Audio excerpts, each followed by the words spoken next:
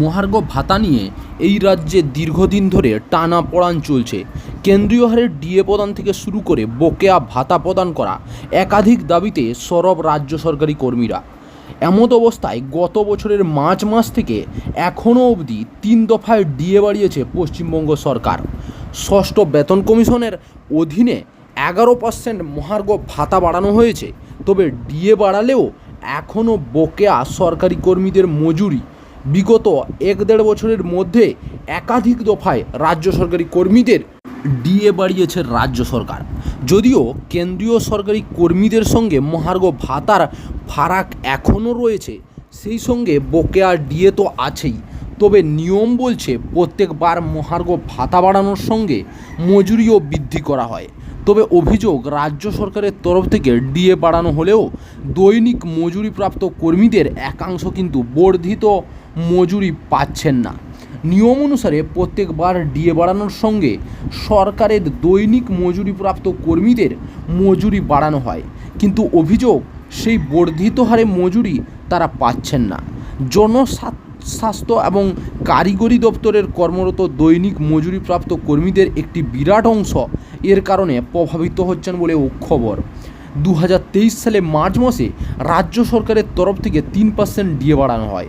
তখন দৈনিক মজুরিপ্রাপ্ত কর্মীদের দৈনিক আয় 17 টাকা করে বৃদ্ধি পায়।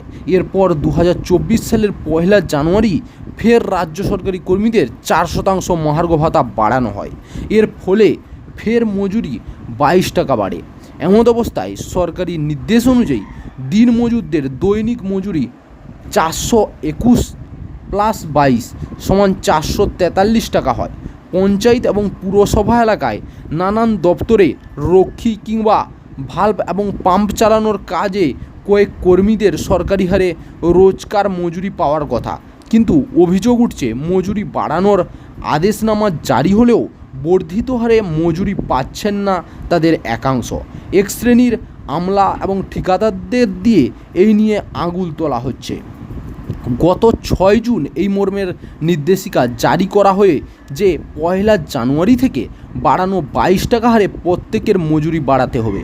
এর আগে 2023 সালের মার্চ মাসের ক্ষেত্রে 17 টাকা মজুরি বৃদ্ধি অনেক ক্ষেত্রে কার্যকর হয়নি। এপ্রিলের ডিএ বৃদ্ধির সময় 22 টাকা মজুরি বৃদ্ধির কথা বলা হলেও সেই টাকা অনেকে পাচ্ছেন না।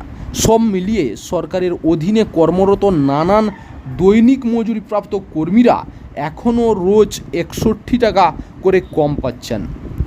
চাকরির খবর থেকে শুরু করে নিয়োগের খবর থেকে শুরু করে ঝড়ঝঞ্ঝা, দেশ বিদেশ, রাজ্য, জেলা এবং আপনার শহরের খবর একটা চ্যানেল আমাদের newsbangla.com সবার আগে আপনারা পেয়ে যাবেন। তাই চ্যানেলটাকে অতি অবশ্যই সাবস্ক্রাইব করে পাশ থেকে বেল আইকনটা ক্লিক করে অল নোটিফিকেশন অন করে রাখুন।